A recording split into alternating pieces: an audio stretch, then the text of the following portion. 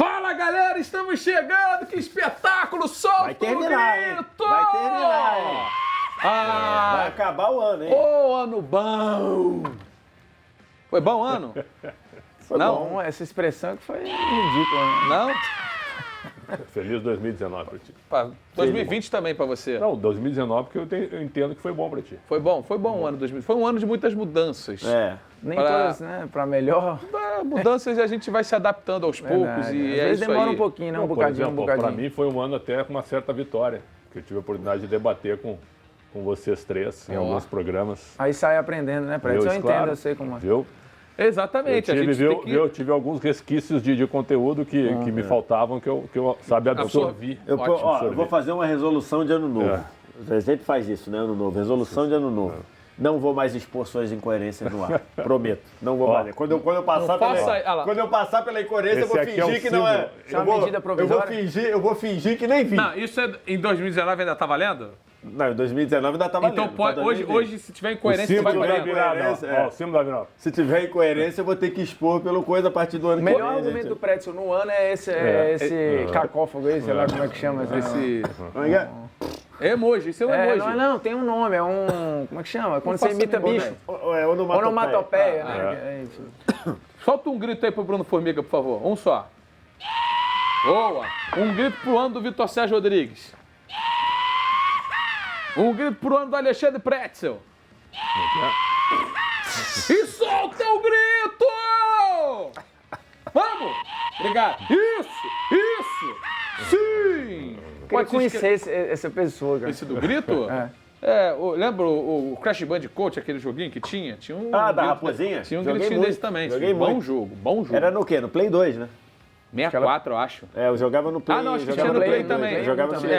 Tinha no Play também. Play 2, Play 2. Bom, Jogava no Play tem 2. razão. É tempo de você se inscrever aqui no nosso canal, de habilitar a notificação. Vem aí um 2020 recheado com a gente aqui no De Placa. Se inscreva aí, dá o tapa no like, chega junto, vamos virar o ano legal e é isso daí.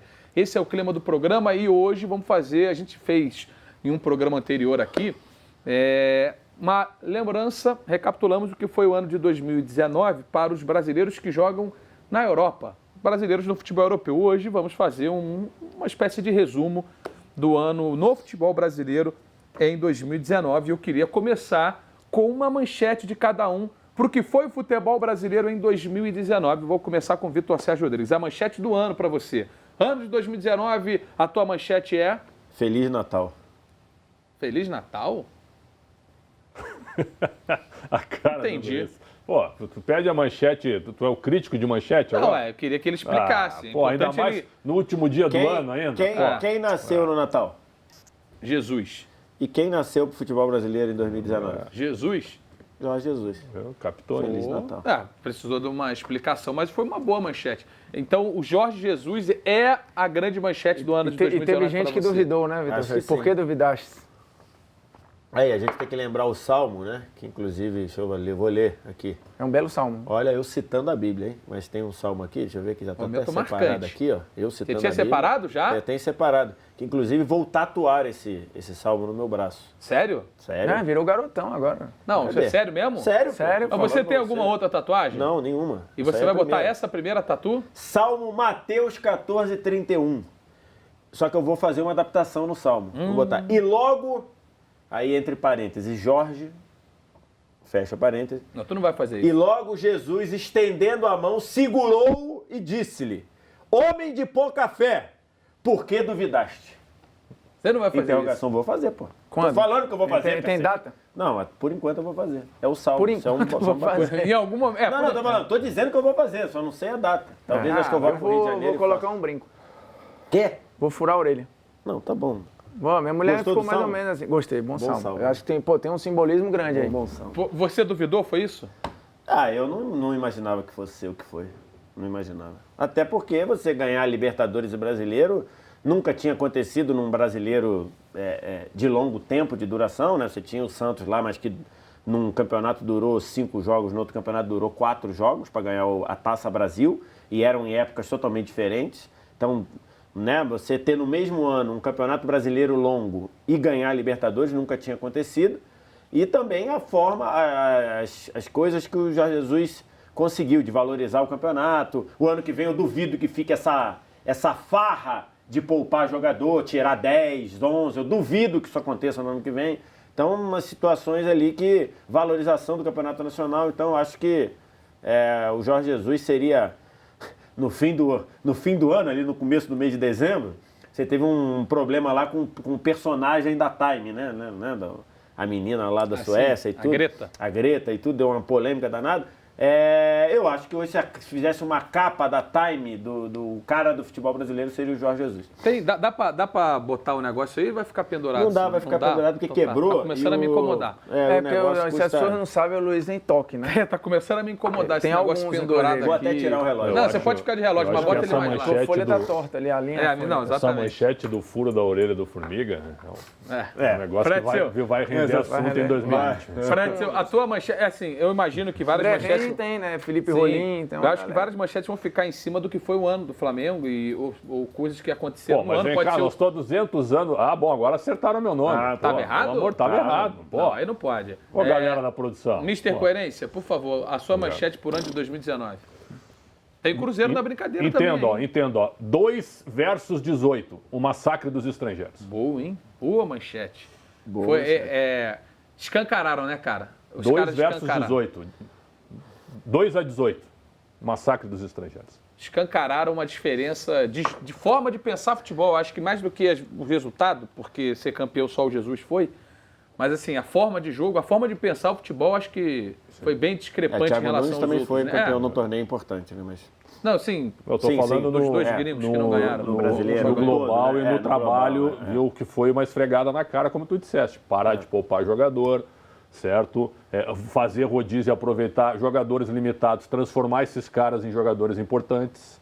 Né? Pô, o que eu vi já técnico brasileiro... Aceitar correr risco, certo? O que eu já vi de técnico brasileiro queimar jogador em 2 jogos é uma grandeza, cara. Caras de 3, 4 anos de contrato. Bota lá 2 jogos, o cara não joga bem, não serve mais. Pô, o São Paulo fez o Marinho, o Sacha, que é um jogador nota 5,5. Marinho, que é 5, 5,5. Jean Mota. O Jean Lucas, que saiu no meio do ano, não conseguia jogar no Flamengo. Não conseguia jogar, entendeu? Começou jogando, foi vendido pro ele faz a mudança no gol, que é uma mudança radical, com o Everton no lugar do Vanderlei, e no começo, assim, vai mexer num ídolo e tal, só que ele falou, cara, para a prática do meu jogo, eu preciso deste cara. E assim, com todo respeito ao Vanderlei, que teve algumas temporadas muito boas, mas acho que em vários momentos, assim, e não é estranho que nunca tenha sido convocado. Porque, assim, colocavam o Vanderlei num lugar que talvez ele não ocupasse e que precisou vir um olhar de fora para falar, gente, ele é bom, mas existe uma situação que pode ser tão boa quanto ou melhor. Em algum momento, o gol do Santos foi comprometido em 2019? Não, momento nenhum. Mas, assim, talvez estivesse no modelo de jogo do São Paulo e com o Vanderlei. E eu acho o gol talvez não, mas o time com certeza. Né? Agora, talvez o gol não, porque, por exemplo, o Vanderlei poderia ter risco 0. Não recebesse a bola. Que aí ele ia receber e ia dar um bico pra frente. Entendeu? Mas tem um impacto, né, no jogo. Não, mas teria um impacto no time, Total. né? Teria um impacto no time. Talvez ele não tomasse nenhum gol por conta disso. Porque a bola chegou, ele zera. Chegou, zera. Ok, mas isso interferiria no jogo que o São Paulo queria fazer. E quando eu falo do olhar de fora, assim, esse olhar de que é bom, mas espera, já era o olhar do Tite. E foi esculhambado em vários momentos por isso.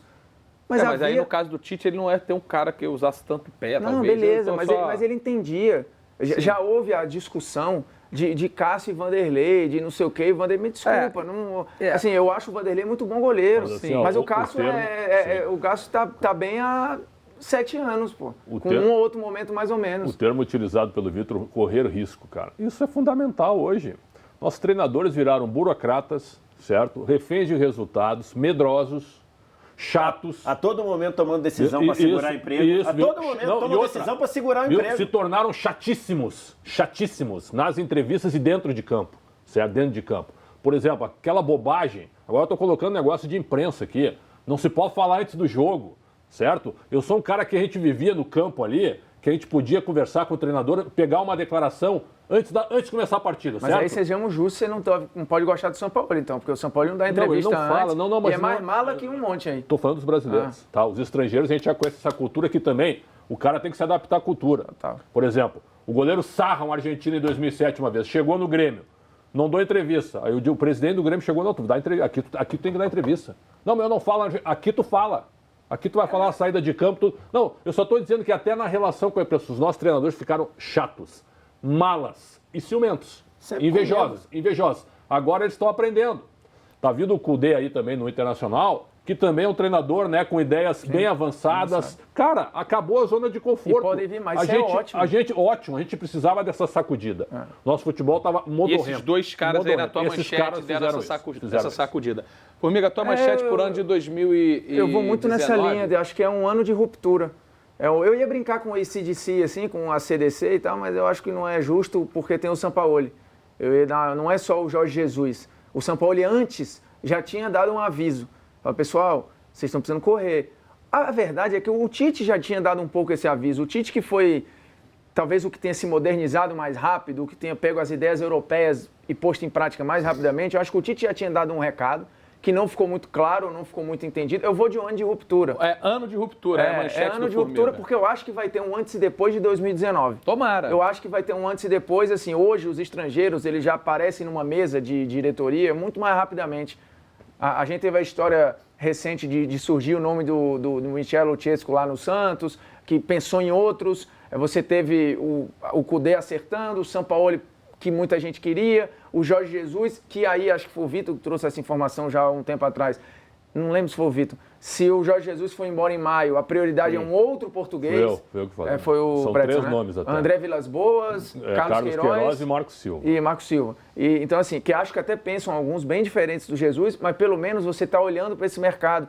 E, assim, que abracemos isso, porque o que foi feito em 19, principalmente com Jesus, com o Sampaoli menos, mas o que foi feito com Jesus é uma postura, em alguns momentos, foi feio da parte dos treinadores da classe. Porque eu não lembro deles reclamando, nenhum brasileiro foi tratado assim, chegando no Catar, no Emirados Árabes, na Arábia, em Portugal. Mercados que eram não lembro explorar, né? Não lembro. O Silas é um bom nome para de repente perguntar. O Silas treinou time argentino, né? Se eu não me engano, e jogou lá. Mas jogou no São Lourenço, ídolo até. Ídolo do São Lourenço. Não lembro e duvido se vá hoje, se é tratado assim. Eu acho que no começo... São Paulo realmente sofreu um pouquinho também, porque dizendo, joga bem, mas não ganhou o Paulista, perdeu caiu pro River do Uruguai. Pro River, o que a gente Uruguai, fez é feio. A gente ouviu, assim, recentemente, na retinha final do ano, o Pet, falando em um dos programas lá do Sport TV, não lembro mais, ele falou, eu discordo completamente do que ele falou. Não, porque um brasileiro que chegasse lá em Portugal, treinasse Benfica e Porto, não sei o quê, ia ganhar 5, 6 títulos. Isso já aconteceu e não ganhou. Não ganhou. Querer comparar, achar que um brasileiro vai chegar em Portugal, fazer o que o Jorge Jesus fez aqui, eu acho um equívoco enorme. O Carlos Alberto Silva treinou o Porto, acho que foi campeão português. Mas não enfileirou, não teve domínio, não teve ruptura. Mas não teve ruptura. Você falar de domínio, o próprio Abel esteve lá, outros estiveram, o Abel teve inclusive na França, Ricardo Gomes. Esse domínio. O Luxemburgo treinou o Real Madrid. Esse antes e depois ele não aconteceu. É uma viagem você achar que a gente, taticamente, está com as mesmas ferramentas do cara. Eu acho até que a gente está caminhando para ter. E sempre falo, os técnicos da base têm uma bagagem gigante. E esse cenário... de estudo, né? De estudo, e assim, ninguém está atrasado em relação ao que acontece fora. Basta ver o que o Brasil faz em torneio de Toulon, ver o que a base brasileira faz, os times brasileiros fazem aí no mundo, você vai ver que não há um abismo. No profissional há, pô. Bom, vamos para o verdadeiro ou falso aqui. A gente tem algumas frases sobre o ano de 2019 do futebol brasileiro. E a primeira frase é: Flamengo é o time... Obviamente falando aqui do futebol brasileiro, tá, gente? Sim. Flamengo é o time mais dominante do século no futebol brasileiro. Eu vou começar com o Vitor Sérgio Rodrigues. E aí, VSR? Claro que é um exercício, estamos falando de 18 anos, né? De exercício, mas é bastante coisa. Então, é porque a gente tem do Flamengo um ano, né? Sim. A gente tem um ano. Você tem um São Paulo que foi dominante 5, 6, 7, 8, né? Ganhou uma Libertadores, 3 brasileiros. Você tem o Corinthians que ganhou tudo que podia ali. Se você pegar... 2015. Campeão brasileiro em 11, 12... Mundial, Libertadores, ganhou Recopa em 2013, aí depois voltou a ganhar em 2015. Você está pegando num espaço mais longo, né? Então acho que você colocar isso. Então, acho que o Flamengo você tem 6 meses, né? Algum time desses que você citou foi tão dominante quanto o Flamengo em uma única temporada? Uma única temporada, acho que não. Era isso que ele quer falar em um ano? Eu entendo o seu... Eu acho que Não, vale a reflexão dos dois lados. Eu acho que o Cruzeiro foi em 2003. O Cruzeiro ficou 39 rodadas na liderança do campeonato. O Cruzeiro não ganhou a Libertadores. Trocou a Libertadores pela Copa do Brasil, né? Então, de 46. E uma Copa do Brasil que já era a Copa do Brasil sem os times da Libertadores, né? Tem certeza? Em 3? Sim, já era, porque começa em 2000. Começa em 2000 o coisa, porque o... Então você já fica ali. Se fosse colocar, né, dominante em um ano, em uma temporada, eu vou dizer que é verdadeiro. Tá. Então, verdadeiro para o Vitor Sérgio Rodrigues, entendendo esse contexto que ele acabou de apresentar. Pretzel. Seria até legal, não sei se dá pra gente mexer ali, pra botar ali, em uma temporada. Falso. Em uma temporada. Falso, se for em uma temporada? Não, falso. É o time mais dominante do século, falso. São Paulo foi dominante em quatro anos gigantescos. A década foi do Corinthians. Não, mas é em uma temporada. Então, peraí. Mas o time é o dominante do século. O século ele começa em 2000 e vai até 2019. Peraí. Exatamente, deixa eu só organizar aqui. A produção falou que vai botar o time mais dominante do século então tem que anular essa questão. No anular isso aí, você anula essa questão. Em uma temporada. Aí você responde com esse contexto, tá, Pretzel? Com esse contexto. Porque o Vitor já tinha anulado essa questão no Enem. O Vitor já tinha respondido dentro desse contexto. Então, para ser a resposta para a mesma questão, Pretzel, verdadeiro ou falso? Flamengo é o time mais dominante do século em uma temporada. Mas tu troca a Libertadores pela Copa do Brasil com o Cruzeiro. São Paulo também, em 2005, foi campeão paulista, foi campeão da América e campeão do mundo. É falso. Falso. Falso? Porque há outros juntos. Falso para Alexandre Pretzel, porque há outros dentro de um mesmo grupo, de um mesmo patamar. E que eram muito difíceis de ser batido também. Podiam não ser tão legais de ver. Podiam não ser tão divertidos, mas eram times muito dominantes. Assim, o Palmeiras do ano passado, em uma temporada, ele é campeão brasileiro, semifinalista da Libertadores, semifinalista da Copa do Brasil. A gente podia estar falando de um tricampeão, que aí por detalhes não é. Sim. E aí eu acho que os detalhes são insuficientes para eu cravar que é verdadeiro. Eu acho que é falso, né? Se eu tô completo, apesar de falar dos dominantes, o Flamengo foi o mais divertido, aí eu acho que foi. Tá. Só que o Cruzeiro foi muito dominante naquele campeonato. Assim, a ponto de pegar o Santos, que era o concorrente direto, assim, ganhar na Vila, em casa, golear a Bahia, golear o Fluminense, golear o Atlético Paranaense. Acho até que o Flamengo foi melhor nos pontos corridos do que aquele Cruzeiro, que jogou mais jogos, porque o Flamengo foi melhor em quase tudo. E só tinha o Alex de brilhante, mas de divertido, né, para ver jogar. O Corinthians acho que foi muito dominante em 2015 no Campeonato Brasileiro. Ele era claramente o melhor futebol, claramente o melhor time. Sem dúvida. Era claramente o melhor tudo. Sem dúvida. Então, eu acho que é falso porque tem gente times ali do lado. Bom, vamos para a próxima frase, então, do verdadeiro ou falso. A gente relembrando um pouquinho, e assim, é indiscutível que o Flamengo ele vai estar aqui entre vários tópicos do programa, porque foi o time que, nesse ano de 2019, tratorou todo mundo. A frase agora é sobre o rebaixado. Cruzeiro é o melhor time já rebaixado, tá? Dos grandes, né? Dos grandes e dos não grandes também, porque dos... Não, é que os não grandes nunca tiveram um elenco deles. Exatamente, então vai valer de todo mundo, né? Começa aí, Vitor Sérgio Rodrigues. Vitor começou a última, então eu vou passar para o Pretzel, vai. Bom, eu me lembro o Grêmio quando caiu 2 vezes, os dois times eram horrorosos, o Internacional quando caiu em 16 era fraco. Chegou a ser líder do campeonato. Mas era fraco o time. Aquilo ali era uma liderança absurda, abstrata, sabe, incorrigível, era absurda aquela liderança. O Vasco, quando caiu, os 3 times eram bem limitados. O Fluminense, quando caiu, era péssimo. Horrível. O Palmeiras, quando caiu em 2002, aí sim, nós podemos chegar nesse debate. O Palmeiras de 2002 foi o Atlético Mineiro também era bem forte. Também, tinha cheio de jogador veterano, Fábio Baiano. Começou com uma Galo. Darley, Fábio Baiano, cheio de jogador.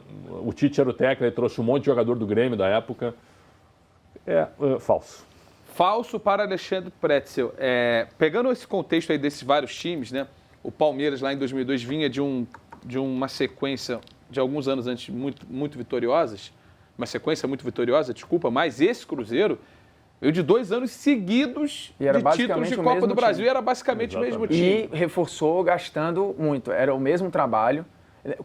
Com ninguém aconteceu o que aconteceu com o Cruzeiro. 2 títulos enormes, o mesmo técnico, basicamente os mesmos jogadores e se reforçando. E adições, né? E contratações como o Atlético, por exemplo, não era campeão de nada grande antes. Isso. O Palmeiras tinha lá, mas tinha uma mudança muito radical de 2002 para 2001, 2000, enfim.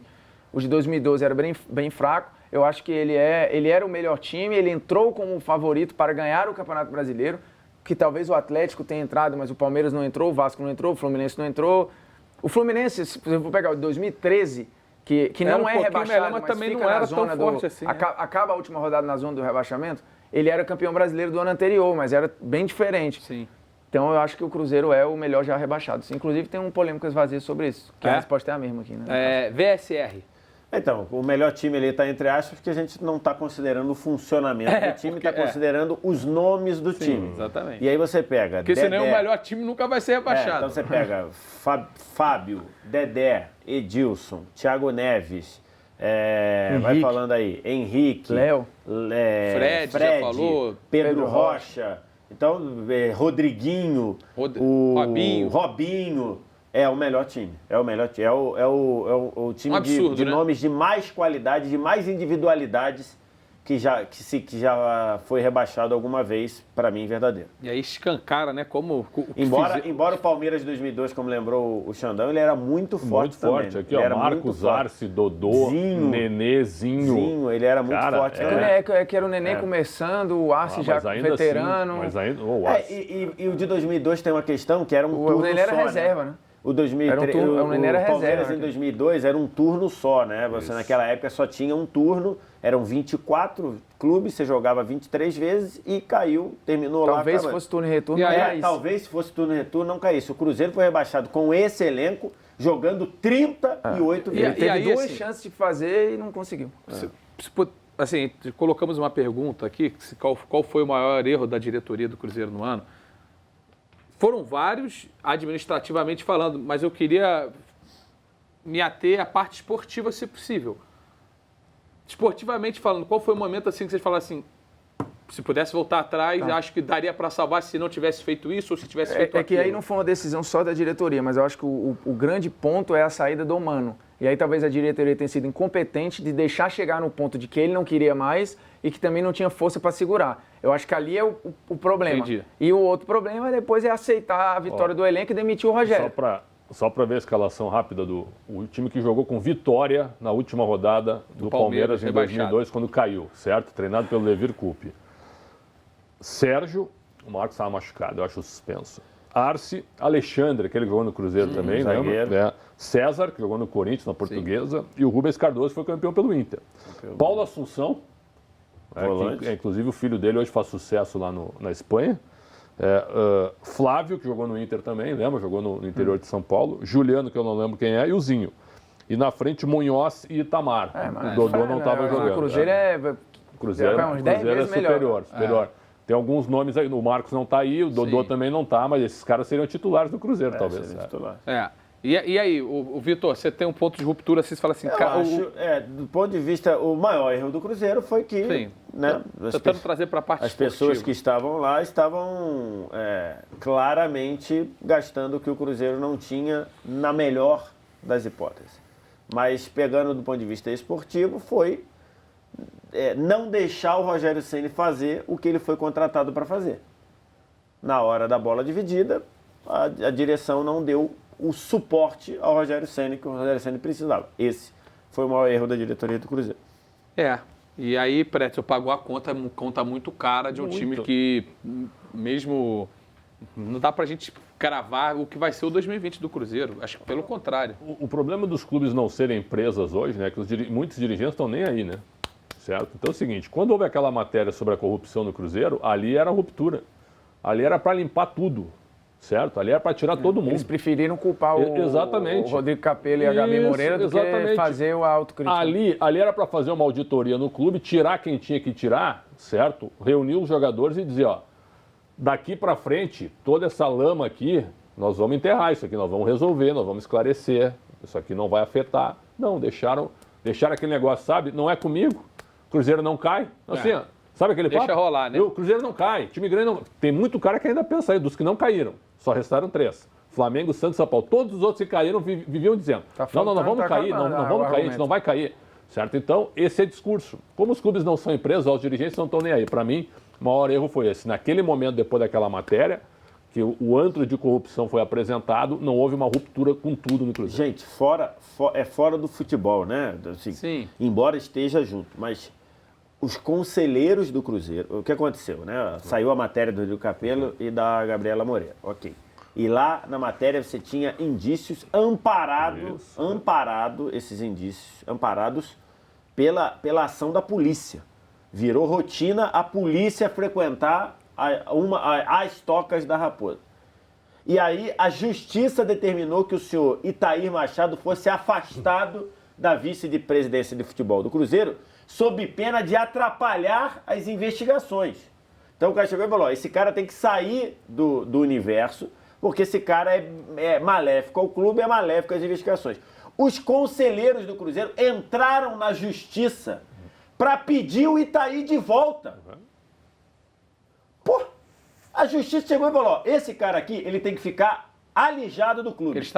Ele está interferindo. Ele é um risco ao clube. Esse cara é um risco ao clube. Os conselheiros que, em tese, prezam pelo clube, porque dentro do modelo associativo de um clube de futebol, que é uma coisa que também é coisa do século passado, mas não vou entrar nessa também, que não é eu também. Os conselheiros, eles são os defensores dos outros sócios do clube. O clube tem quantos? Eu não sei quantos sócios o Cruzeiro tem, mas porque tem 10 mil sócios. Os conselheiros, eles são defensores, representantes dos 10 mil sócios. Eles entraram na justiça para trazer o Itaí de volta para dentro do Cruzeiro. É importante lembrar que o conselheiro equivale, assim, se a gente for olhar para a política de uma cidade, é como se fossem os vereadores, como se eles fiscalizam, eles estão ali para dar um freio no prefeito e tal, para dar um exemplo de um município qualquer que é um clube. Apesar de resolverem pouco. Apesar de resolverem pouco. Eles representam os sócios ou os interesses dos sócios. Só que muitas vezes tem interesse paralelo. As denúncias do Cruzeiro, elas são um negócio de embrulhar o estômago, assim. Porque, na verdade, é suco de Brasil, né? O Cruzeiro 2019, ele é um reflexo, ele é um milkshake de Brasil. E atenção, o Cruzeiro de hoje pode ser o seu clube amanhã. É isso aí. O ano de 2019 foi repleto de clube com 80 milhões de déficit, 140 milhões de déficit.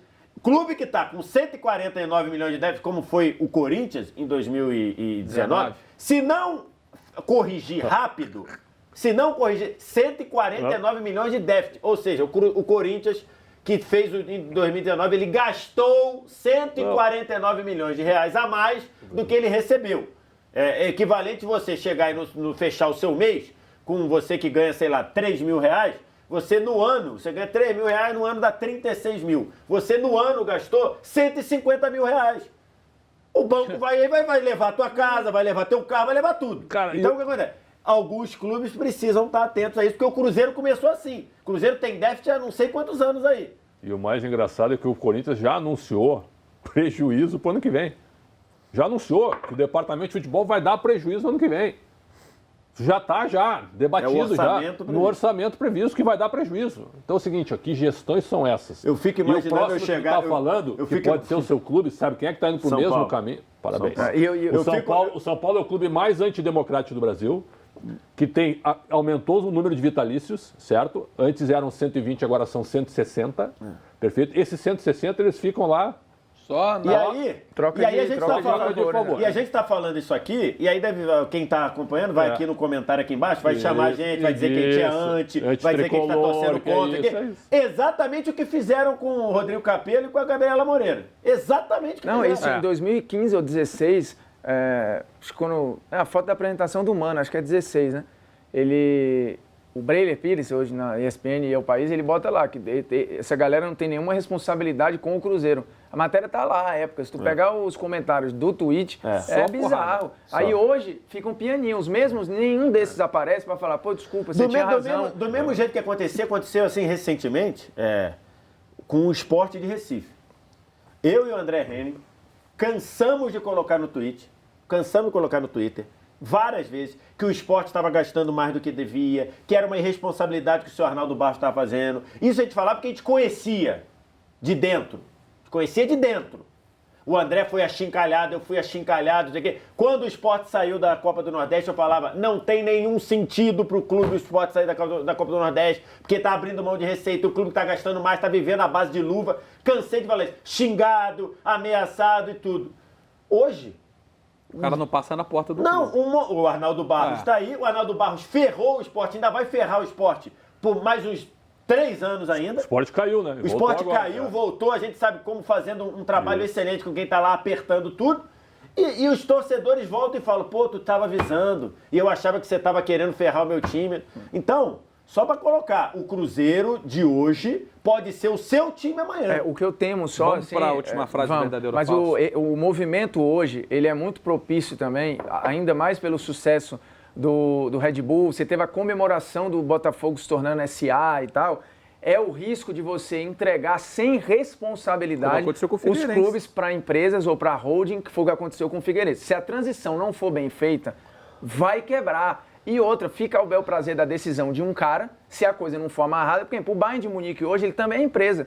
O Real e Barcelona, dos enormes, é que são a exceção. O Bayern, só que o Bayern manteve 51% pertencendo ao Bayern.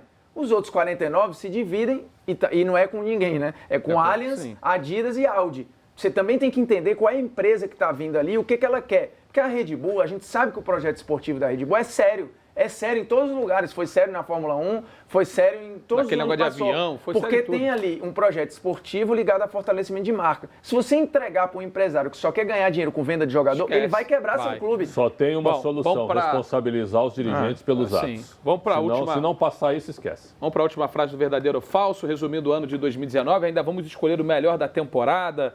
Tem algumas brincadeirinhas pela frente ainda. E aqui, aquilo que o Alexandre Pretzel até foi na manchete dele, a gente coloca aqui no verdadeiro ou falso, técnicos gringos provaram que são, na média, melhores que os brasileiros. Pelo menos os que a gente viu aqui em 2019. Hoje sim.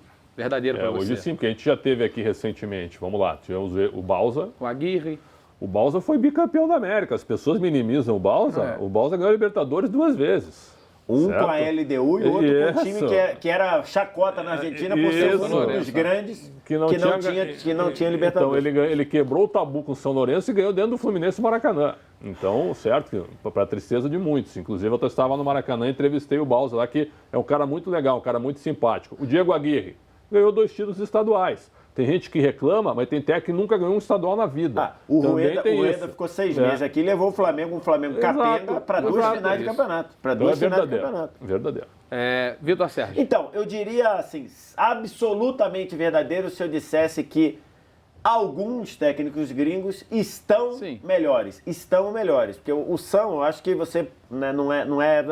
Mas, na média, dando essa sensação de que eles estão melhores e que pode ser que os brasileiros se equiparem, eu vou votar verdadeiro por isso. Mas a minha sensação é que eles estão melhores. Porque isso no esporte E que muitos foram sabotados. No esporte, isso daí é temporada a temporada muitas vezes, né? Não, mas eu vou além disso aí. Mas eu digo conceitualmente, eu entendi. Né? Assim, numa coisa ampla, né? Porque pode ser que algum estrangeiro venha e não faça um bom trabalho. O Gareca que fez um trabalho ruim. Mas ele é melhor do que a média. Aí que eu vou falar. Mesmo tendo dado errado. Como é média, eu acho que é muito, muito, muito, mas verdadeiro, muito verdadeiro. Entendi. E eu vou além. Os técnicos gringos sempre provaram que na média são melhores. Nós nunca tivemos os técnicos brasileiros entre os melhores do mundo. Nunca. A lista da France Football prova isso. Só o Tele. Não, o Tele Poderia ter o Zagallo. Poderia ter o Zagallo pela seleção de 70. Ponto. Porque pelo que ele fez na Arábia, não sei aonde e tal, isso aí não vai... Qual foi o grande trabalho em clube do Zagallo? Nenhum. Nenhum. Ele tem um ou outro, tem no Atlético. Por exemplo, o Parreira tem vários trabalhos. Acho que é o Botafogo de 68. Ele ganhou a Taça Brasil de 68 com o Botafogo. O final dos anos 60. Ganhou a Copa dos Campeões com o Flamengo em 2001. Não é um grande trabalho. Não era um grande time. Mas acho que é o Botafogo em 68. Então, assim, não tem um grande... histórico. E com várias lacunas. É um time histórico. O Tele também tem várias lacunas. O Tele tem um grande trabalho quando ele surge no Atlético. Aí dá vários saltos, passa um bom trabalho no Grêmio, né? 77. Acabando com a hegemonia. Isso. Só que ali, do começo dos anos 70 até 77, ele faz trabalhos, ele é demitido em 6 meses, em 1 ano e tal. Tem a seleção É ele o técnico do Atlético vice em 77, né? Vice invicto, né? Ele foi vice-campeão invicto. Não, ele é técnico do Atlético campeão. Ele é técnico campeão em 71. Campeão em 71. Mas ele acaba com a hegemonia do Inter nos anos 70, o que pro Grêmio à época foi muito grande. O trabalho na seleção, que acho que até em termos de time e consistência, por incrível que pareça, se você olhar, o time de 86 era um time mais, não brilhante, mas mais consistente. Ele é eliminado invicto da Copa de 86, perdendo só tomou um gol. Só o gol do Platini.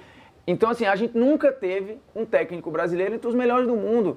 Tem o Tele lá na lista, mas atrás de um monte de gente. Também não temos, trabalhando no Brasil, os técnicos estrangeiros que estão entre os melhores do mundo. A gente já teve. O Bela Gutmann, ele estava aqui como o melhor do mundo e ele fez uma revolução no futebol brasileiro. Não só ele. Estamos falando de muitos anos atrás. Assim, mas não é muito... É porque foi importante aquilo. Claro...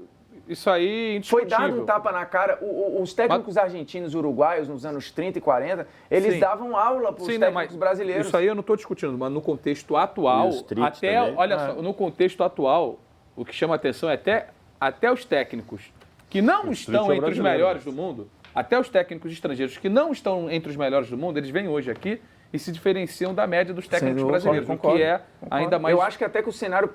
Eu sou até otimista com o cenário. Eu acho que nós vamos ter técnicos brasileiros em bom nível internacional. Pode ser na Argentina, no Uruguai, no México, mas eu acho que a gente vai ter. Porque não tem mais volta. Vamos para a escolha dos... Só para ilustrar isso, assim, eu não acho... Eu acho complicado os técnicos brasileiros não se sentirem... Confortáveis.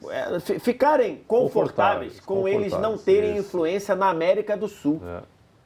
Você vai no Equador, tem uma penca de técnico argentino. Você vai no Paraguai, tem uma penca de técnico argentino. No Chile, uma penca de técnico argentino.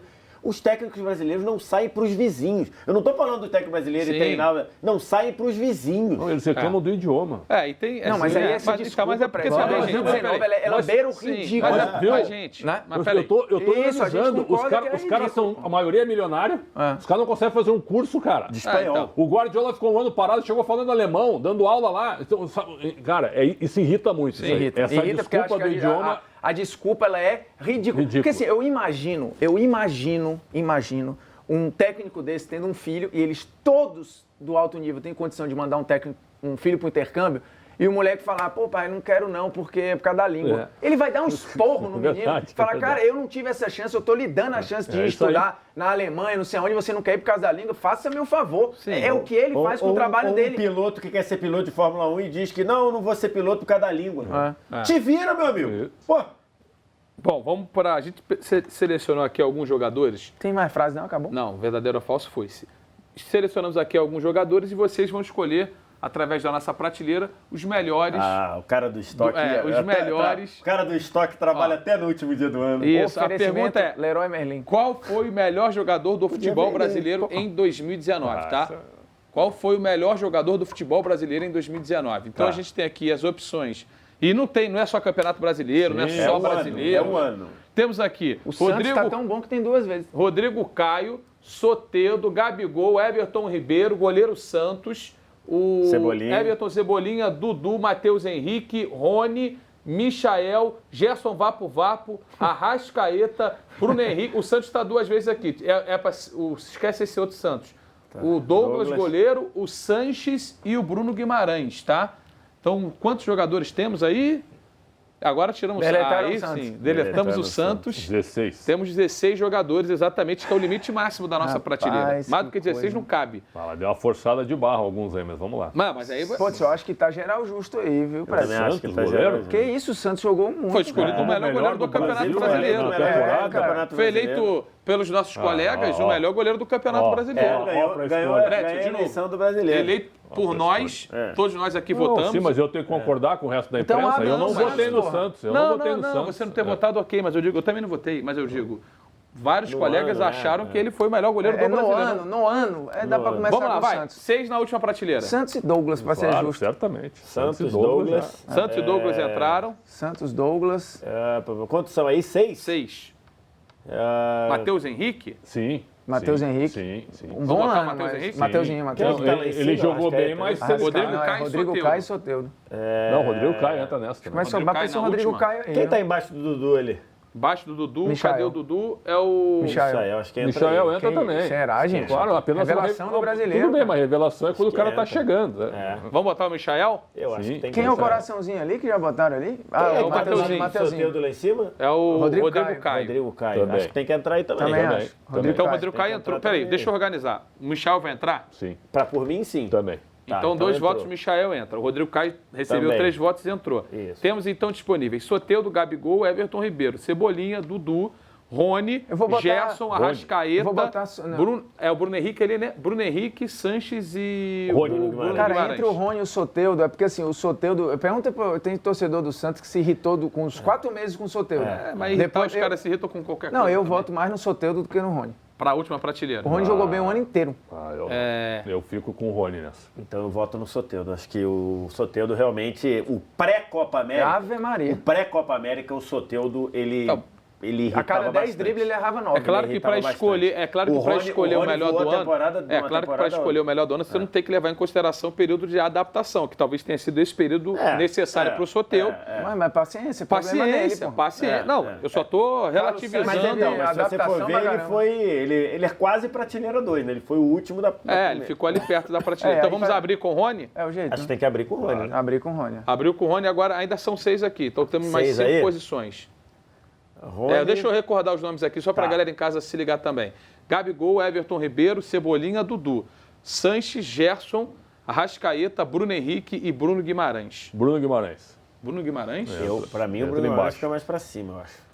Alguém vai comprar o Bruno ser, Guimarães? Por enquanto, Não. É que tá osso Em aí. comparação aos outros, pô, aí que tá. Vocês têm que ver os outros Lá em também, cima né? é 4, é 1 e lá em 3. cima 3 e 1. 3 e 1. Então, aí tem que entrar o Dudu, tem que entrar Dudu, o... alguém vai comprar Não, o mas, Dudu? mas vamos na ordem aos poucos. Eu acho que o Dudu foi mais. Que o Cebolinha? É que o Cebolinha pau a teve... pau. Cebolinha tem Copa América. Copa né? América. né?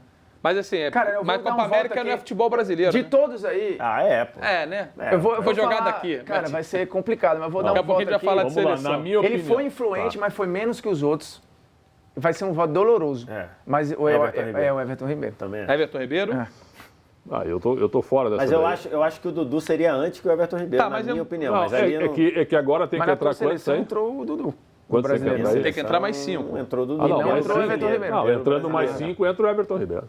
Everton Ribeiro vai entrar. Assim, a questão da ordem aqui, aí gente, não vai faz tanto. ser uma pra cá, um pra lá, mas Então mete o Dudu aí. Tem que vamos botar o Dudu. Tem que Dudu. botar o Dudu entrou. E Bruno Guimarães também, nessa prateleira aí. Bruno Guimarães, o Prédio tá ainda tentando não, emplacar eu botei- o Não, em Sanches. comparação aos outros. né? Carlos Sanches. Não, O Sanches, não. pra mim, entraria aí. Eu acho não. que o Sanches jogou mais que o É, Bruno Guimarães, claro, proporcionalmente, claro eu que acho. sim, claro E a real, que eu acho. Claro que sim. Tá, então vou entrar os dois, porque tem Não, três mas aí. entra o Gerson aí nessa segunda aí. Gerson. comparação aos O outros. Gerson é pra mim entra Claro. na segunda. Gerson. O Gerson pra mim entra na O Formiga segunda. ficou quieto, mais 2 votos, o Gerson entra. Até porque o Gerson Não, o caiu Gerson demais vai depois votar do na jogo outra. Ele contra tá o em qual Grêmio. prateleira? Não, nessa agora. Na segunda de baixo agora. pra cima. Ah, Gerson segunda entra vai nessa ser, segunda aí, o Gerson. Gerson. Gerson foi aí? Foi. Gerson vai. Pô, não tenho coragem de votar no Sanches, cara, aí nessa prateleira, mas vai ser o jeito. Não, Sanches não, tá louco. Entra o Everton Cebolinha agora. Que isso, Cebolinha. Claro. Pra mim foi o melhor jogador da Copa América. Mas vem cá, nós estamos falando do futebol brasileiro em E 2000. a seleção brasileira é do futebol da indiano. América do Sul. Mas é futebol brasileiro, pô, foi o que aconteceu ainda. E o Irlanda foi no Brasil. Não, assim, tem. Eu acho que vai O Guerreiro fez uma bela Copa Cara, América. olha Guerreiro. só, olha só. Eu Eu acho que que vai o fazer Cebolinha vai parte. entrar aí Claro. e vai ficar na dúvida entre Sanches e Bruno Guimarães. Vamos botar Pra o mim. Cebolinha então? Cebolinha. Cebolinha. 2 aí. votos pro Cebola. E Bruno Guimarães. Um voto pro Bruno Guimarães, Bruno Formiga. O seu voto eu para o vou, acho último que nome Bruno dessa Guimarães. prateleira. Esse é o Bruno jeito. Guimarães? Bruno Guimarães? Bruno Guimarães. Aí vai abrir com o Sanches, né? Então vamos lá. Olha, sobraram 3 jogadores do Flamengo: Bruno Henrique, Arrascaeta, Gabigol e Carlos Sanches. O Carlos Sanches vai para a 4ª colocação Ok. agora na ordem, tá? Ok. Não. Um só por vez. Pretzel, o seu terceiro melhor jogador do futebol brasileiro em Não, peraí. 2019. O Carlos Sanches já é o quarto? Já. Tá. Não, eu Beleza. perdi, porque eu ia votar no Arrascaeta como Pode quarto. votar. Ah, não, você Então queria... agora Ah, você vota nele. não, Mas peraí. O seu quarto é o Arrascaeta? Tá. Alguém... Qual o seu Meu quarto? quarto é o Carlos Sanches. O seu quarto. Sanches. Então tá bom. Perdi por 2-1. Então o seu terceiro é Arrascaeta, por Arrascaeta. consequência. O meu também. Do Formiga também? Também. E o seu, Vitor? Também. Então tá bom. Agora vai E brigar. agora vamos para disputa. Quem Ó, ganha? assim, os 2 prêmios mais relevantes do Campeonato Brasileiro, né? A bola de prata e Da Placar. da placar É, a e bola de ouro, no caso, né? E a bola de ouro nesse prêmio ficou com o Gabigol. Gol. E o prêmio craque do Brasileirão ficou com o Bruno Henrique. Vitor Sérgio, ser o melhor jogador do futebol brasileiro em 2019? Então, é muito difícil, porque os dois foram excepcionais, mas pelos momentos super decisivos, pela capacidade dele de mudar a história de vários jogos praticamente sozinho, quando pegou ali aquele momento que o Flamengo estava muito desfalcado, o desempenho em clássicos, que foi uma coisa fora da realidade, para mim, Bruno Henrique. Até você falar do desempenho em clássicos, pensei que tá falando do tava Gabriel. servindo pro Gabigol. Aí tu meteu, aí eu falei, ele tá falando do Bruno Henrique. Um voto pro Bruno Henrique no topo, de craque do campeonato, de craque do ano, né, o melhor jogador do futebol brasileiro do ano de 2019. Pretzel. Infelizmente, no último dia do ano, vou ter que concordar com o Vitor Sérgio. já que foram 364 dias de discordância. Ou seja, você no último dia vai acertar. Abraçou. Você no último dia vai acertar. Você preferiu ficar no erro. Você tá tirando onda. Como já falou até de versículo da Bíblia e não sei o quê, vale o perdão. Depois de um monte de atitude errada, você tem uma série. Ele tá tirando onda. Ele preferiu errar o ano todo. Ele No tá último tirando dia ele onda se de uma redimiu. vantagem. Não, de uma vantagem devida. Porque se eu abrisse, seria o inverso. Ele ia ter que concordar comigo. Viu? É que ele deu sorte que ele abriu a votação. Bruno Henrique também. Ou Bruno seja, Formiga. você preferiu errar o ano todo. No último ano você se redimiu e acertou. Tem gente que erra e continua errando. Exatamente. E continuar errando. Continua errando. No brasileiro, eu acho que o melhor jogador foi o Gabriel.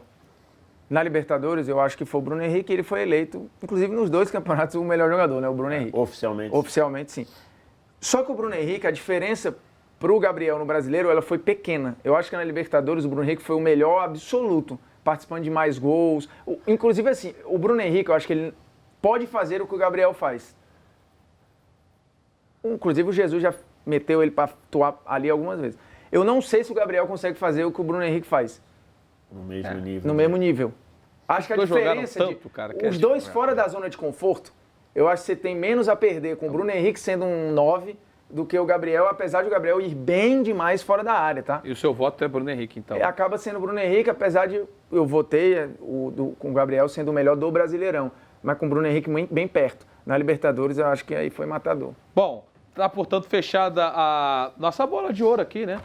Do de placa. E engraçado, o Bruno Henrique achava que o melhor jogador era o Gabriel. Bruno Henrique no topo, Gabriel Barbosa, Arrascaeta e Carlos Sanches. Esse é o nosso top. Coitado dos goleiros. Bom, o Vitor Cuesta poderia ter entrado no lugar de um dos dois goleiros. Van Dijk não aparece ali, não? Ninguém preparamos um mata-mata também agora. Aqui, hoje em dia, botando todos os quadros para jogo, tá? Preparamos um mata-mata aqui. Pegamos os 8 últimos melhores jogadores do Campeonato Brasileiro, tá? Escolhidos no Prêmio Craque Brasileirão ou Prêmio Brasileirão 2019, como foi agora. E aí vocês vão escolher qual deles teve melhor campeonato. Boa. E, ó, o negócio é o seguinte, o Neymar... Nossa, a produção tá voando. O Neymar, acho que é o Neymar que foi campeão. Foi em 2011, o Neymar. A gente tirou o Neymar porque o Neymar, muito assim, ele, por exemplo, no Bola de Prata, ele já é o concurso. Ele não pode. Se ele voltar ao futebol brasileiro, ele não pode nem concorrer. Que a FIFA já deveria ter feito isso com o Cristiano Ronaldo e com o Messi, né? Não, aqui é o seguinte, tá? Só pra... A gente pegou os anos de 2010. Aqui tem todos os craques do campeonato, exceção do Neymar. Ok. Exceção do Neymar, porque o Everton Ribeiro ganhou 2 vezes, por exemplo. Vocês podem escolher o melhor do Everton Ribeiro e botar aqui na brincadeira. Então temos Fred Conca, 12 e 10. Everton Ribeiro, 13 e 14, o melhor jogador. Renato Augusto, Renato Augusto, 2015. O Dudu, o Jesus, Bruno Henrique e Jô. Vamos lá, começando com os 2 tricolores ali em cima, Bruno Formiga. Conca, 1 voto. Vitor Sérgio. Acompanho. Conca, 2 votos. 3 votos para o Conca de 2010. Everton Ribeiro contra Renato Augusto. Pretzel. Renato Augusto. Renato Augusto jogou em 2015, foi um negócio assustador e de um cara que vinha de muitas lesões. Foi uma temporada de recuperação do que ele realmente, na minha opinião, representou. Lembrando, hein, gente, 2011, o melhor jogador foi o Neymar. Sim. Neymar fora da brincadeira aqui por razões quase que óbvias. Quase que também eu acho esse negócio de concurso da nossa produção e da placar 2 pataquadas, mas tudo bem. Tudo bem. Mas para encaixar, a gente botou e tirou o Neymar. Até porque não foi campeão, né? Não foi campeão. Então, beleza. Você podia ter usado esse argumento. Tiramos o Neymar porque ele não foi campeão. Tá bom. Mas o negócio de concurso... O que o Neymar fez para ser o concurso? Com todo respeito. Principalmente a placar que... Enfim. Cara, Voto aqui para o Renato Augusto. Tá? O Renato Augusto, ele faz um campeonato excepcional, mas havia muita dúvida se o craque era ele ou o Jadson. Eu ia falar esse argumento. Muita dúvida. O Everton Ribeiro teve com o Goulart também, né? O Everton Ribeiro de 14, para mim, ele nem foi o melhor. Para mim, o melhor foi o Goulart. Mas o de 13 é inquestionável que foi o Everton Ribeiro. Por isso eu vou votar no Everton Ribeiro. O meu argumento é Ctrl-C, Ctrl-V, Vitor. É o de Everton Ribeiro de 2013. 13, Tá. Então o Everton Ribeiro passou. Inclusive o Everton Ribeiro de 2013 tem que ver o número. Eu não acho que ele deu menos assistência um pouquinho que o Conca, mas jogou uma barbaridade. Acho que fez mais gol. O melhor em uma única edição do Brasileirão dos anos 2010. Essa é a brincadeira aqui. Temos o Gabriel Jesus, melhor do Palmeiras em 2016. E o Dudu, melhor do Palmeiras em 2018. Dudu. Melhor do campeonato também, né? O Gabriel Jesus está na mesma prateleira Renato Augusto. De não saber nem se ele era o melhor daquele Palmeiras ali. Porque tinha Moisés, tinha uma porção de gente. Teve gente que votou em Moisés, por exemplo. Eu acho que o Moisés jogou mais que ele. Tá. O Dudu foi inquestionável. Um voto para Dudu. Eu vou votar no Dudu por um aspecto. O Jesus, nesse campeonato, ele faz um começo excepcional. Assim, quando o Palmeiras, inclusive, jogava muito bem, assim, de nível de atuação.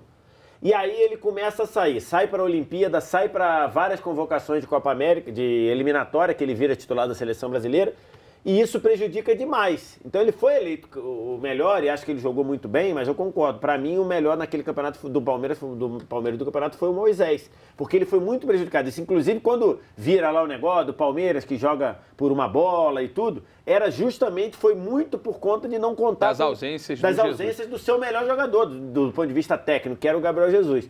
Então, para mim, o Dudu em 2018 foi fenomenal. Temos, então, Conca, o craque de 2010, o Everton Ribeiro, craque de 2013, que foi o ano em que ele passou. Se eu não me engano, nesse campeonato do Palmeiras aí, apesar dessa galera, o Dudu ainda é o líder em assistência. O Dudu de 2018? Isso. Não, em 16 também. Quase certeza. O Dudu também era cotado como um dos melhores em 2016. Né? Dudu de 2018 e agora o último finalista sai do confronto entre Bruno Henrique de 2019. Desculpa, perdão, Prédio, perdão, por favor, o seu voto. Já perdi, mas eu não votei. Não, o seu voto era Gabriel Jesus. É importante ou não? É importante. Claro, na prática não vai ser, porque não vai mudar em nada. Eu noto que é é um complô. Exato. Agora você vai ter a chance. Você quer a resposta sincera? Na prática, não é importante o voto, porque não vai mudar nada. Pois é, mas é que tá. Mas ele passou por cima do meu voto. Não, desculpa. Isso é que é feio.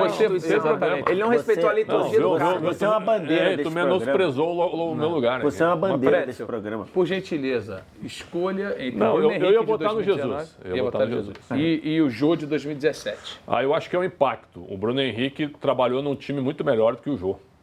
Então, o Jô individualmente foi muito impactante no time do Corinthians. Se tu tirasse o Jô do time do Corinthians, aquele time de 2017, provavelmente, ele não seria o que foi, fazendo 47 pontos e 57 no primeiro turno. E só lembrando, o Jô começa a temporada como reserva do Casim. Porque o Carille pediu a contratação do Casim, que veio do Curitiba, e o Jô começou como reserva do Casim. Mas no Campeonato Brasileiro ele foi fundamental. Então, não é que o Bruno Henrique não tenha sido, só que o Bruno Henrique tem um timaço da frente. Se você tirasse o Jô não Henrique, tinha. Talvez... O Jô não tinha. Então o Jô foi mais impactante que o Bruno Henrique pela questão individual. Jô. Um voto para Jô. Bruno Formiga. O pior é que eu vou acabar matando a questão cedo. O meu racional me obriga a votar no Jô. É lógico que o Bruno Henrique joga mais, é mais legal de ver jogar. Só que tem a poluição do time, que é muito melhor, e tem a discussão. Lembremos se foi ele ou o Gabriel. Ele achava que era o Gabriel. O Jô, acho que era meio que inquestionável. Ele não é craque, porque não é lindo de ver o Jô jogar. Mas é quem jogou mais para a sua função. O Jô exerceu aquela função de maneira sublime. Aí eu estou 100% completo. Se você tira o Jô do Corinthians, a chance de título ela bate o zero. Se você tira o Bruno Henrique do Flamengo, eu acho que o Flamengo seguiria sendo favorito. O Jô vai para a semifinal contra o Dudu. É loucura, parece, mas... Não, pergunta do voto, para você não ser delicado. Então, exatamente. Para eu não cometer o mesmo erro duas vezes, que é feio, eu vou passar... A gente aprende com o nosso Isso, exatamente. Eu acho que, respondendo à pergunta, quem jogou mais, eu acho que não tem dúvida que é o Bruno Henrique. Se fosse quem é o mais importante, coisa que a gente já faz de vez em quando aí, no nosso programa, seria possivelmente seria o Jô. Agora, quem jogou mais foi o Bruno Henrique, assim, com muita sobra. Os anos 2010 ficando para trás e a gente escolhe aqui o melhor, o craque do Brasileirão que jogou mais em uma única edição. Temos então o Conca de 2010 contra o Everton Ribeiro de 2013. Primeira semifinal, Vitor Sérgio Rodrigues. Então, jogou mais, né? O Conca, ele tem a seu favor a questão de ter jogado os 38 jogos, não ter sido suspenso, nem ter se machucado, jogou demais, era um motorzinho daquele time, mas eu acho que jogar mais, assim, em termos de ser mais encantador, de jogar mais bola, de fazer coisas mais agradáveis, que fizeram o time funcionar melhor, eu vou votar no Everton Ribeiro. Como é que é? 9 gols e 18 assistências fez o Conca, o Everton. Você tem que passar o número do Everton Ribeiro também, que senão fica. Assistências, eu acho, não me engano. 7 gols e 11 assistências. Então, mais gols, mais assistências para o Conca. Um voto, mas o Vitor Sérgio justificou, além dos gols e das assistências, do encantamento, do que produziu, da beleza e tudo mais. A plasticidade.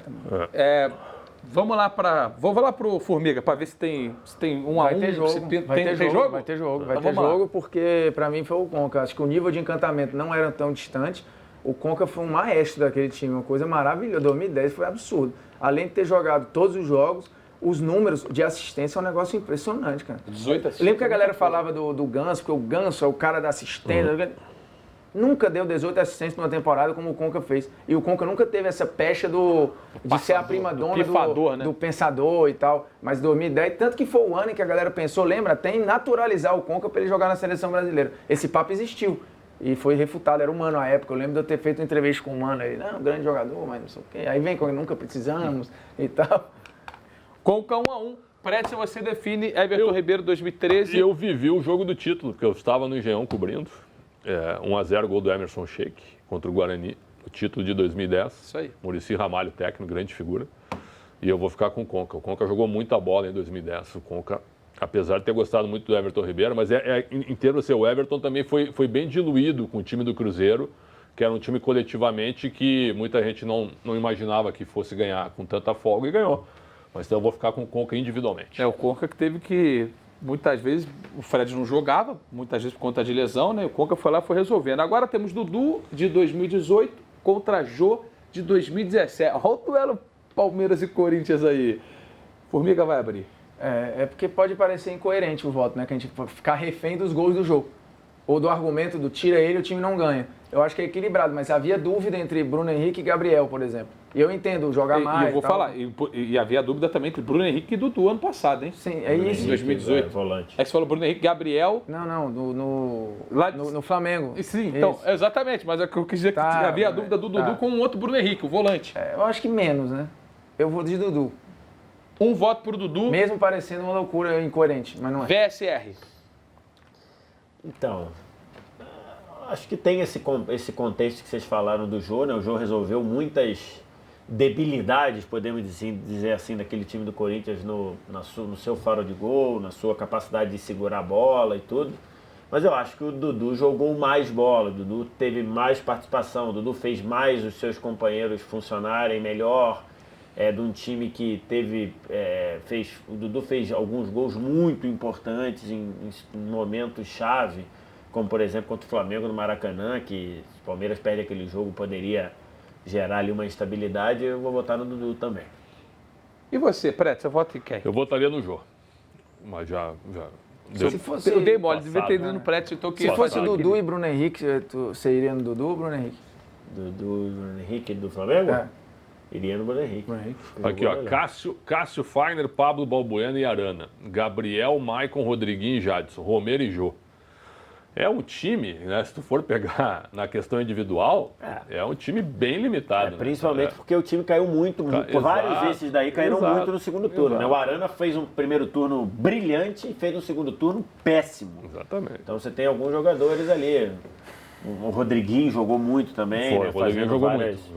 E o Balbuena e Pablo, a dupla de zaga, jogou muito. Exatamente. O Rodriguinho foi muito bom bem ali. Talvez então temos na final Dudu. O Romero, que foi minimizado, para mim foi importantíssimo no título. Temos na final, afinal de contas estamos aqui encerrando os anos 2010, temos aqui na final Conca de 2010 com 9 gols e 18 assistências no campeonato. E Dudu, de 2018, com 7 gols e 14 assistências no campeonato. Impressionante o desempenho dos dois. Eu vou abrir a final com Alexandre Pretzel. Dudu ou Conca? Agora um voto importante, Alan. Conca. Conca, assim? Seco? Conca. Conca, 1-0. Vitor Sérgio Rodrigues, Dudu ou Conca? Rapaz.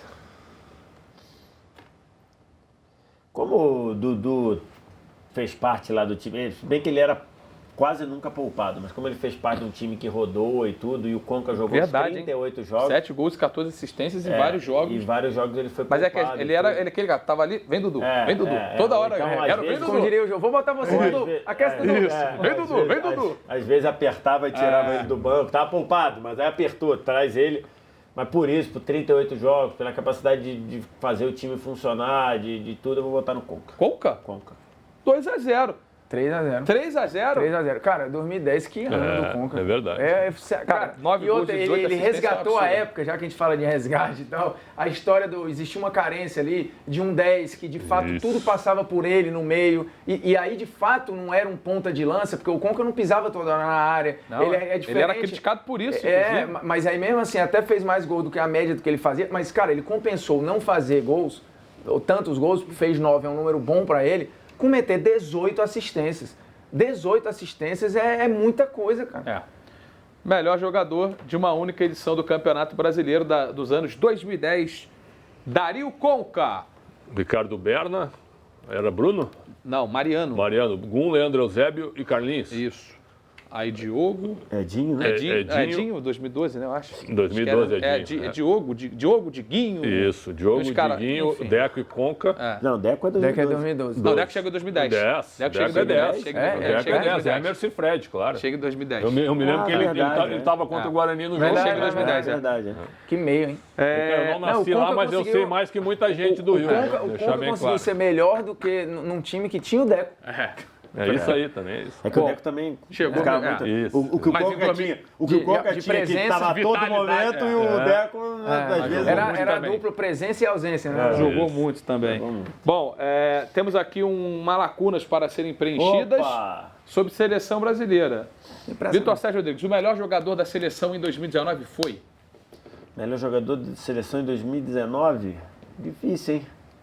Tivemos uma competição oficial, o Daniel Alves foi escolhido o melhor jogador da Copa América, mas tivemos aí... Essa não é fácil mesmo. Alisson. Alisson, Xandão. Para nós três? Só para todo mundo dar Tá. essa pincelada também. Pá, difícil, hein, cara. Até porque a seleção, ela não me atraiu. Formiga tá na ponta da língua, E o melhor? votar no goleiro é duro, hein? Pode, vai. Não vou entrar nesse assunto. Não, levando em consideração que o que importa é a Copa América, os outros são amistosos e tal, mas teve um impacto, porque foi conquistando e tal, eu vou de Everton Cebolinha. Eu também. Porque pra mim foi o melhor jogador da Copa América. Eu entendi o voto do Daniel, mas eu acho que foi o Cebolinha. Cebolinha? Sem Muita convicção, viu? Como diria o Gerson, o Canhotinho de Ouro, Cebolinha de boca vazia. É isso aí, olha, viu? Cebolinha. Cebolinha, mas Tá bom. bem discutível. Tá, vamos para a próxima frase e ela está endereçada a Bruno Formiga. A maior decepção da seleção em 2019 foi, aí falando de jogador também, quem que se esperava muito e não correspondeu, eu tenho um nome aqui, ó. Eu esperava muita coisa. Que eu acho mole falar do Neymar, mas Não. ele tá machucado. Eu acho que decepção por não ter entregue mais, mostrado mais numa gestão de crise, Tite. Tite, bom nome, hein? Cara, bom nome. Eu nem tinha Você ia pensado falar no Arthur? técnico, não ia falar David Neres. Sério? Pô, ele chegou mas do- coitado, sempre teve pô. pecha de Menino, coadjuvante, pô. Não, mas eu achei que ele, ele com teve a 21 chance. anos. O Pelo Tite, amor de ele Deus, chegou coitado na, do ele, garoto, pô. ele chegou na Copa América com muitas oportunidades. E olha que eu É. não gosto de bater no Tite, não. Mas viu? foi uma Eu tô boa falando, resposta, foi uma boa. expectativa Talvez versus realidade. a tua resposta é melhor que a minha. Rapidinho. Não, vamos isso eu não tenho nenhuma dúvida. Não, Xandão. o Formiga foi bem. Também um lapso para mim ter que concordar com ele no último dia do ano. Hoje Mas ele tá, foi hoje bem, não né? tive. Ele foi E bem. aí, VSR? Foi bem. Então, a minha resposta seria Alexandro. Também uma boa. Que Alexandro. lateral esquerdo estava Mas a vaga. resposta do Formiga é brilhante. É. O Tite, ele se traiu por palavras. E a última? O ano 2019 é um ano para refletir pro Tite. Bom, eu falei aqui o David Neres, mas o Tite foi muito bom. Mas é porque quando eu falo decepção, isso faz parte até de um elogio. A gente esperava que ele fosse gerir a crise para muito mais, para melhorar, assim, respostas. Eu sou totalmente contra papo de demite, de não sei o quê, de tem que mudar, é horroroso. Eu acho ele o melhor nome e por ser o melhor nome é que eu queria mais. Entendeu? Pretzel, título da Copa América serviu para... garantir o emprego de Tite. Só isso? Não mostrou nenhum norte? Não mostrou nada além de uma... Desculpa, zero. Eu conheço... Eu costumo dizer que eu vi o Tite começar o trabalho. O Tite é outra pessoa. Aí, daqui a pouco trabalho na seleção ou trabalho na carreira, na vida? Ele, dos pensamentos que ele tinha quando ele começou em 1995, certo? Até chegar em 2019, e o verbo utilizado pelo Vitor é um verbo, até acho ponto correto, se traiu em muitas convicções. Então, o título da Copa América serviu para garantir o emprego do Tite e da comissão técnica. Alguma coisa além disso? Assim, vocês perceberam que a Copa América deixou algo para o Brasil? Eu acho que deixou a questão de liderança do Daniel Alves. Eu acho que consolidou o Cebolinha, recuperou o Gabriel Jesus, que pegou, inclusive, titularidade lá. Ele voltou para o Gabriel Jesus, foi importante a Copa América. E ele foi muito importante na reta final, ele meteu o gol nos momentos decisivos. E jogando em outra função. E jogando em outra função. Direita, bem. E deixou um legado. O Tite, ele tinha a convicção de que ou era Firmino ou era Jesus. Ele sai da Copa América tendo que ajeitar os dois. Vitor. O título da Copa América serviu para a CBF fazer política. Tá bom. E aí tá respondido, né? Olha, eu tenho uma pergunta aqui que não é de completar, mas até poderia ser, que é a seguinte... E aí cada um vai me dar uma resposta para essa pergunta, que é: qual jogador deveria estar no radar de Tite em 2020? Assim, cara que... Ou se teve pouquíssima oportunidade de vocês, mas tem que ser pouca mesmo. Quem vocês gostariam de ver na seleção que ainda não vimos, ou que vocês gostariam de ver com mais oportunidades que ainda não teve? Pretzel. Bruno Henrique. Bruno Henrique do Flamengo. Claro. Chamou, mas ainda não teve a chance de... Não, chamou uma vez só. Vitor Sérgio. Bruno Guimarães. Do Furacão. Esse nem foi chamado, né? Acho Bruno que não. Guimarães não foi chamado. A chance que ele seria... Ele foi para 23. A chance que ele seria chamado, ele era negócio de semifinal de Copa do Brasil. Isso. E na outra, acho que preferiu dar para a Olímpica, que aliás ele foi convocado no fim do ano e o Bruno Guimarães estava... O pessoal que convocou a seleção olímpica, eles combinaram com os caras lá? Eles combinaram com os europeus? O pessoal que vai contratar, eles convocaram antes de eles ter a liberação, lá, né? Eu tô na dúvida entre... Porque assim, acho que eles vão estar... Eu tô na dúvida entre Bruno Henrique e Gerson. Mas pela idade, assim, acho que o Gerson também, pós-título, deu uma assentada. O Gerson, pós-jogo, pós 5-0 com o Grêmio, ele... Né? Eu vou de Bruno Guimarães também. Porque eu acho que ele vai estar. Esse é um voto mole nosso, né? A gente não tá descobrindo a roda aqui, nem o Bruno Henrique, eu acho que é mais ousado do que Bruno Guimarães. Mas que é certo que o futuro na seleção está na mão de Brunos. Mas é importante, assim, verbalizar. O Tite, existe um fato, que até agora o Tite ainda não deu a chance para esses caras. Tem um jogador de segundo escalão, na minha opinião, que é um jogador que merecia ser chamado uma vez. Quem? Que é o Pituca do Santos. É um jogador de segundo escalão. Acho que esse concorrente para ele é difícil. Momentos melhores. Ele faz um papel... Mas esses amistosos insípidos aí, poderia ter chamado, entendeu? Sabe? Isso, Fabinho, ao invés de chamar o zagueiro Samir, de dar outros nomes, entendeu? Tu chama esses caras daqui. Olha só, queria agradecer demais a todos vocês que estiveram conosco nesse ano de 2019, ano em que começamos...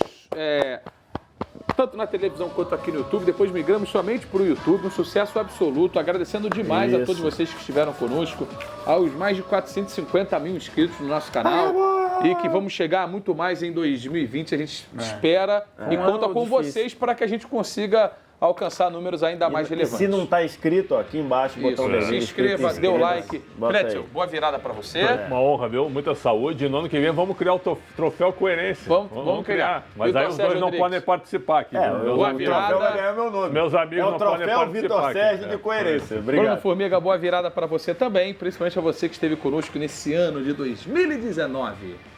Tchau, gente. Até 2020.